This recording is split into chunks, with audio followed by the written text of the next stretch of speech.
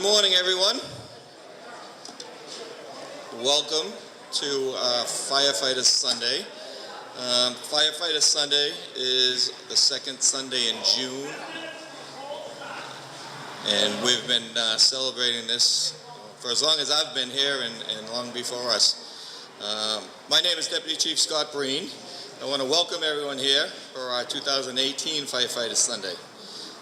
Like I said, we have it every year annually on the second Sunday of June to commemorate those firefighters who have gone before us, to thank the retired firefighters, many of them to our right.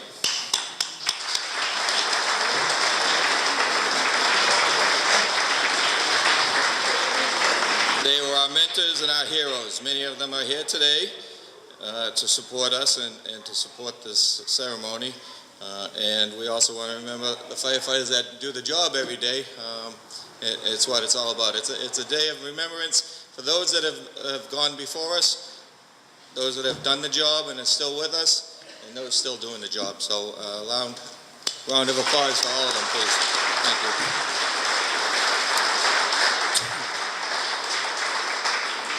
So my favorite part of the day is we will open with the national anthem sung by my daughter, Mallory Breen.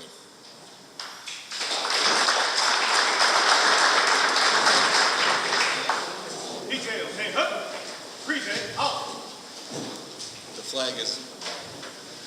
Oh, say, can you see by the dawn's early light what so proudly we hailed at the twilight's last gleaming, whose broad stripes and bright stars through the perilous fight o'er the ramparts we watched were so gallantly streaming, and the rocket's red glare, the bombs bursting in air,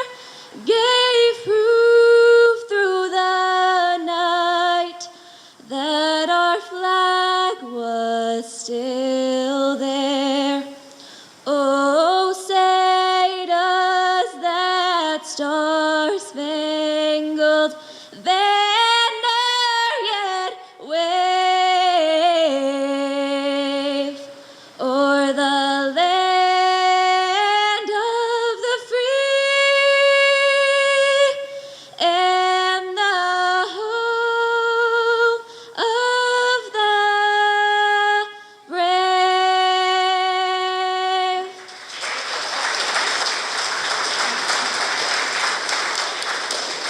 I'd ask you to remain standing for the Pledge of Allegiance. I pledge allegiance to the flag of the United States of America and to the republic for which it stands, one nation, under God, indivisible, with liberty and justice for all. Thank you.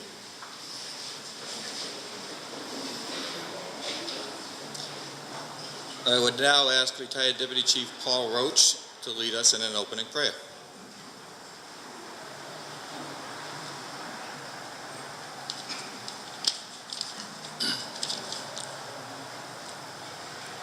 You do what God has called you to do. You get on that rig, you go out and do the job. No matter how big the call, no matter how small, you have no idea what God is calling you to do. But God needs you. God needs me. God needs all of us. God needs us to keep supporting each other, to be kind to each other, and to love each other. Those were the words of Father Michael Judge, a Franciscan friar who was one of the chaplains of the New York City Fire Department. He said those words on September 10th, 2001. The next day,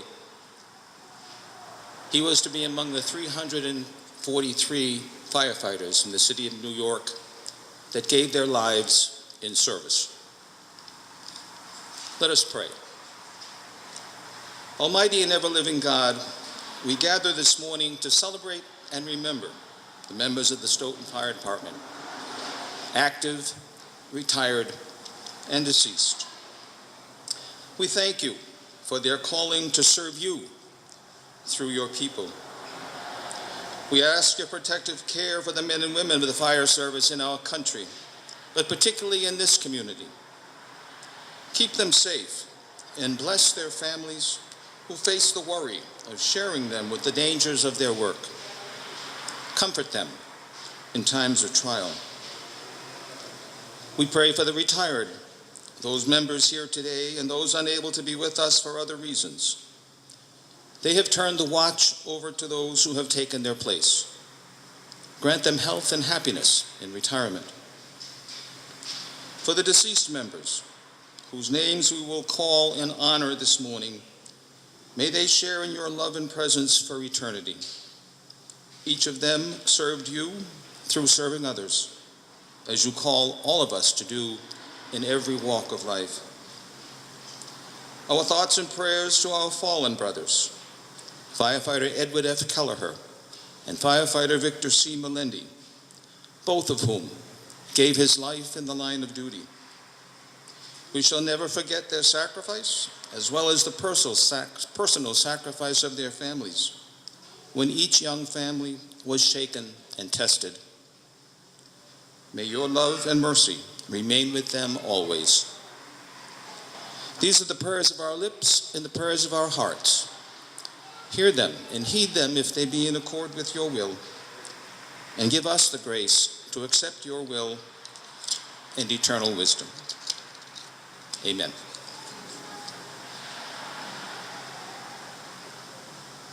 Thank you, Paul. I would now like to welcome Fire Chief Michael Larissy for some opening remarks.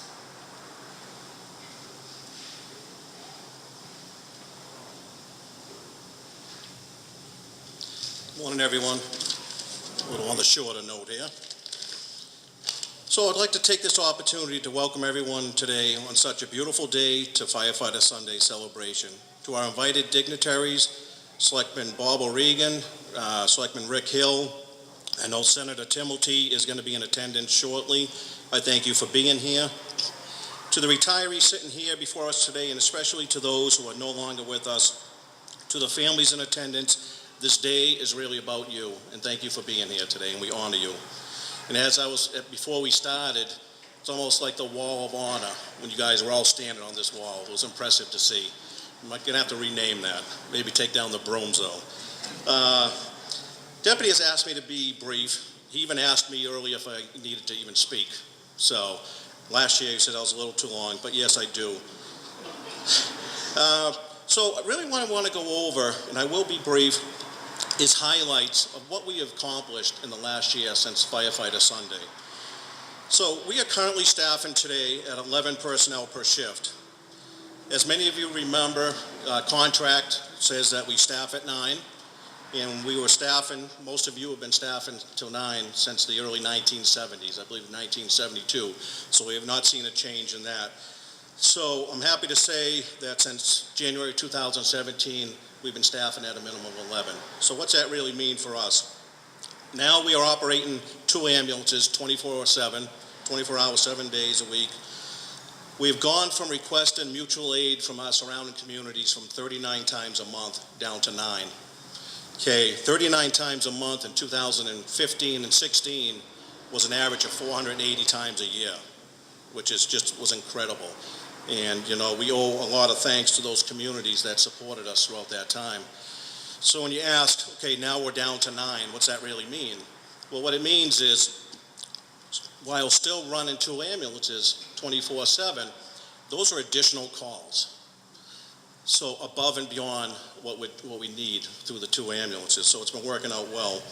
By doing that, our ambulance revenues were in 2016, $1,026,000.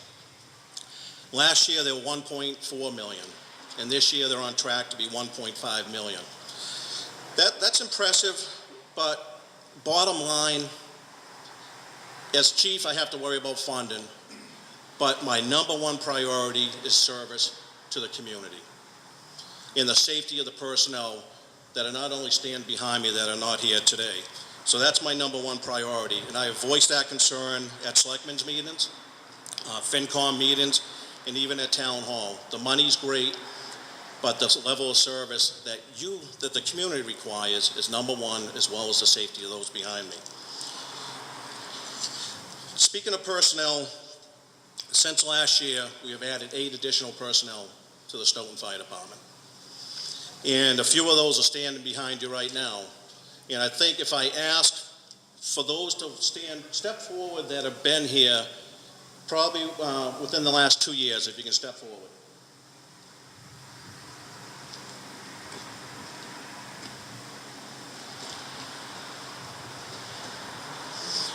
That's new personnel within the last 2 years, which is pretty impressive. On top of those 8 personnel, in the budget for this year, we have an additional 2. So what's that mean for shift strength? It means that we'll be going from 12 per group to 2 groups with 14. All groups right now are at 14.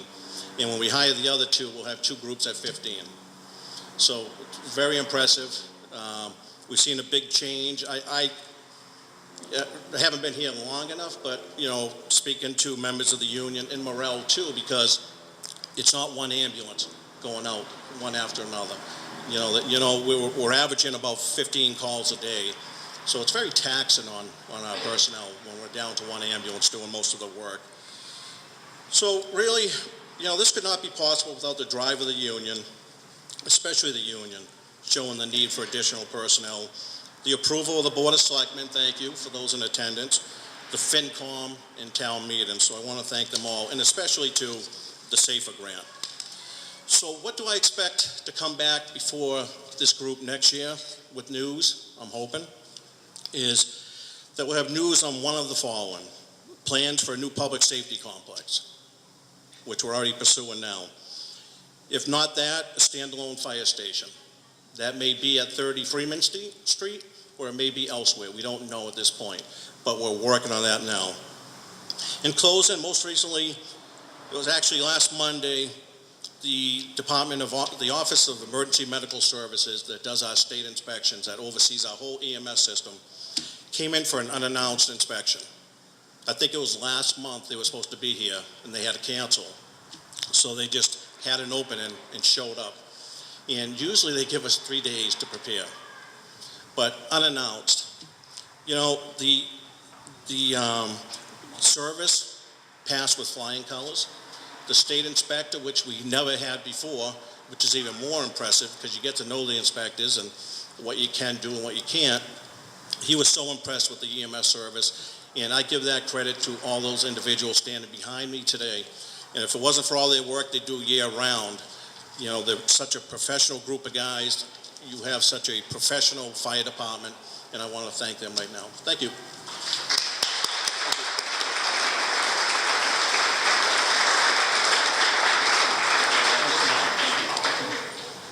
Thank you, Chief.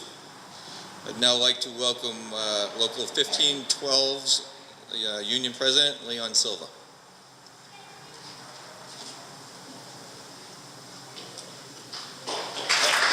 Good morning.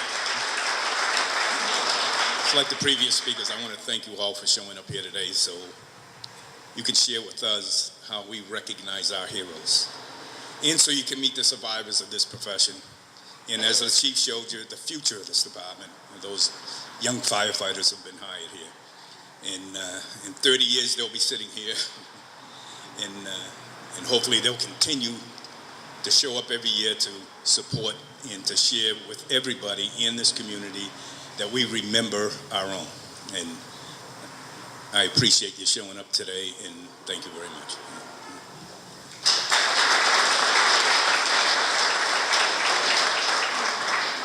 And now representing the town and the Board of Selectmen, Mr. Robert O'Regan, Chairman of the Board.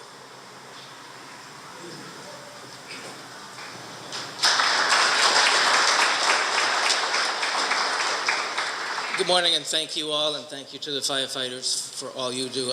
I just wanted to take a minute on behalf of the community and express our appreciation for everything all of you now serving and who have served in the past have done for our community. And picking up on what Chief Laracy mentioned, ask all of us in the community to show our commitment to the firefighters by providing them with the staff, the training, the equipment, and the facilities that they need.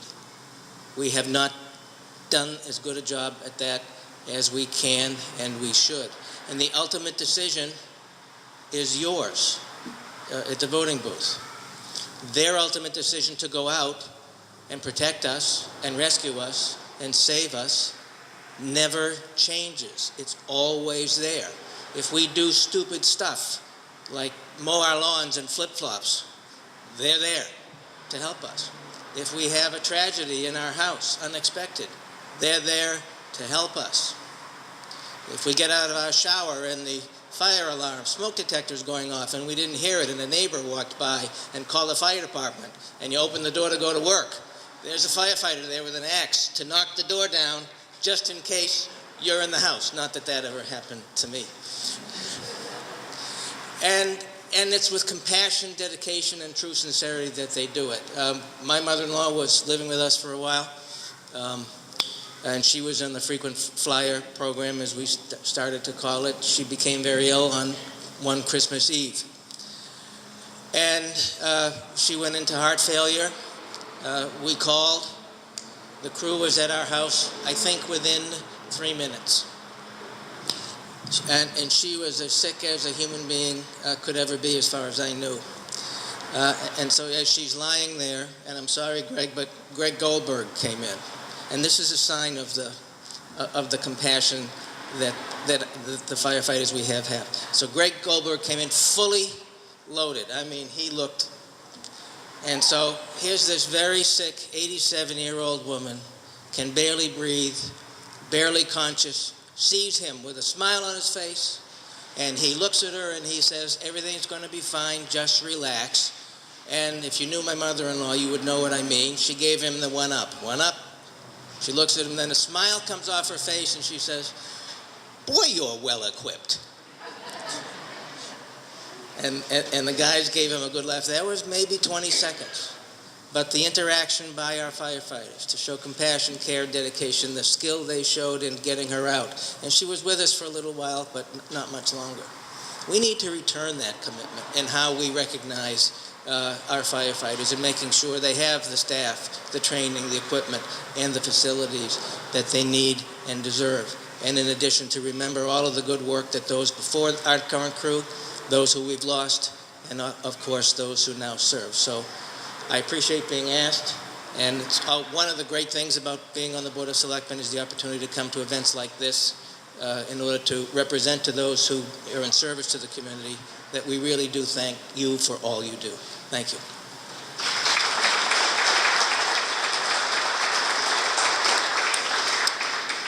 Thank you.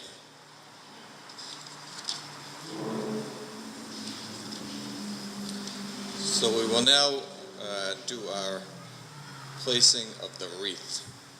We have our new firefighters Tyler Arujo and Matt O'Lean will be placing our wreath, and firefighter John Reardon will be working a bell. John is going to ring the bell, the 555. The significance of striking the 4 5s in the fire service.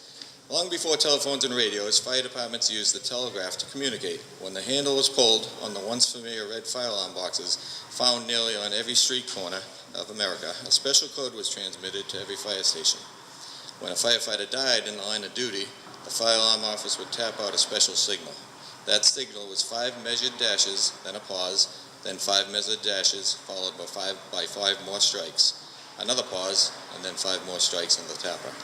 This became universally known as the tolling of the bell and was broadcast over all telegraph fire alarm circuits. The signal was a sign of honor and respect for all firefighters who had made the ultimate sacrifice and has become a time-honored tradition.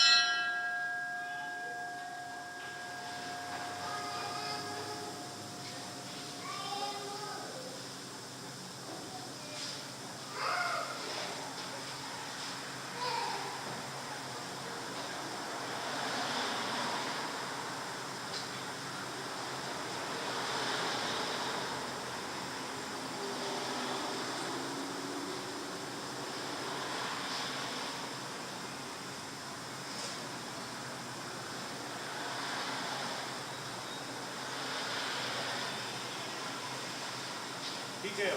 Order. Out.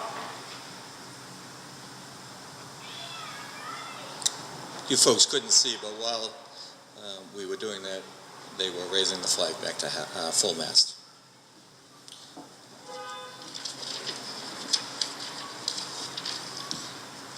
We will now read the roll of deceased member list. 1948, Charles Wade, Fire Lieutenant. 1952, William Corbett, Captain, Call Fire Department. 1959, Everett Winship, Fire Lieutenant. 1961, Chester Smith, Deputy Fire Chief. 1964, Arthur Dykeman, Call Firefighter. 1966, Edward Kelleher, Permanent Firefighter, Line of Duty. 1966, Kenneth Roach, Call Firefighter. 1969, Wallace Billings, Permanent Firefighter. 1971, Frederick H. Pye, Chief of the Department. 1976, Ronald Campbell, Captain, Auxiliary Fire Department. 1977, John F. Connors, Call Firefighter. 1981, Bernard Smith, Call Firefighter. 1982, William McNamara, Call Firefighter. 1985, Leo F. Roach, Permanent Firefighter. 1987, Eugene O'Neill, Permanent Firefighter. 1989, David Beals, Permanent Firefighter. 1989, Robert Buckley, Call Firefighter. 1992, Eugene Palucci, Call Firefighter. 1994, James H. Fowler, Deputy Fire Chief. 1994, Louis Lasivita, Call Firefighter. 1995, Victor C. Melindi, Permanent Firefighter, Line of Duty. 1995, Elmer Walter, Call Firefighter. 1995, Clyde Holmes, Permanent Firefighter. 1996, Milton Bishop Jr., Call Firefighter. 1996, Arthur Royal Madden Sr., Call Firefighter. 1997, John E. Noonan Jr., Fire Lieutenant. 1999, Emile Ouellette, Call Firefighter. 2000, Leo Riley, Call Firefighter. 2000, James Herron, Permanent Firefighter. 2001, Ed Lyons Sr., Call Firefighter. 2002, Harold Moore, Call Firefighter. 2002, Pat Catalano, Permanent Firefighter. 2002, James Purcell, Fire Lieutenant, Call Firefighter. 2002, Robert Blair, Call Firefighter. 2005, Ronald Leaf, Call Firefighter. 2006, Earl Bud McMahon, Call Firefighter. 2007, Richard Dick Cherry, Call Firefighter. 2007, John Mo Moriarty, Call Firefighter. 2007, John J. McElhaney, Permanent Firefighter. 2008, John R. Lacasse, Fire Captain. 2008, Richard Barber, Permanent Firefighter. 2009, Bradford O. Wilbur, Permanent Firefighter. 2009, Arthur N. Corbett, Deputy Fire Chief. 2009, Charles Lindsay, Permanent Firefighter. 2010, Harold A. Sprague Jr., Call Firefighter. 2010, Ronald Bishop, Fire Lieutenant. 2010, Joseph Kelly, Fire Lieutenant.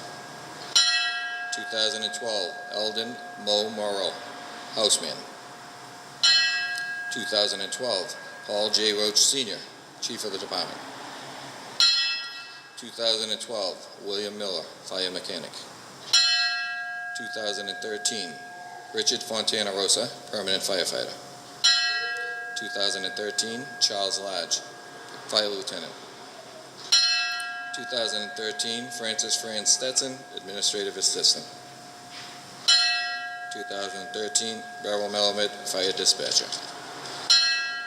2015, Arnold Red Holmes, Chief, Auxiliary Fire Department. 2015, Lawrence Doloff, Deputy Fire Chief. 2015, Francis Noe, Permanent Fire Department.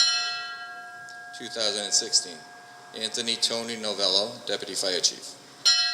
2017, Arthur Brenton Bishop, Permanent Firefighter.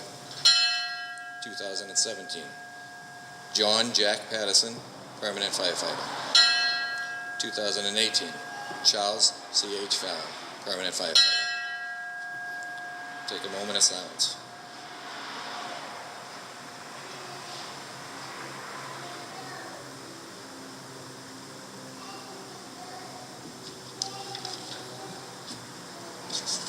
Thank you.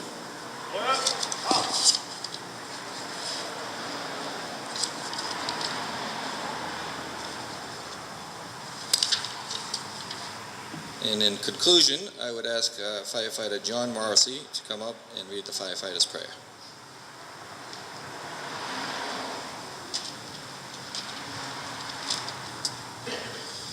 Good morning, everyone. The Firefighter's Prayer by author unknown.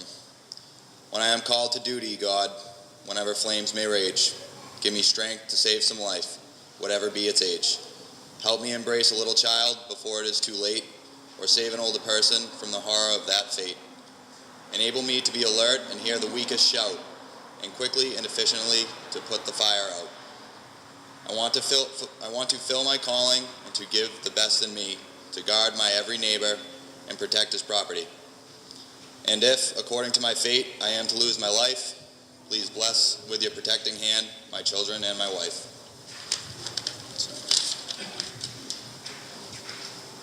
Thank you, John. That's going to wrap up our ceremonies. I do want to mention, I see Ted Phillips from Luke Kafka's office here as well. Again, I want to thank everyone for coming, families, firefighters, retirees. Local 1512 has purchased breakfast for us from Zachary's. It's being unloaded now. We have coffee and pastries as well. I hope you can all stay and enjoy each other's company for a few minutes before everyone runs off to their beautiful, busy Sunday. Again, thanks all for coming, and happy Firefighter Sunday.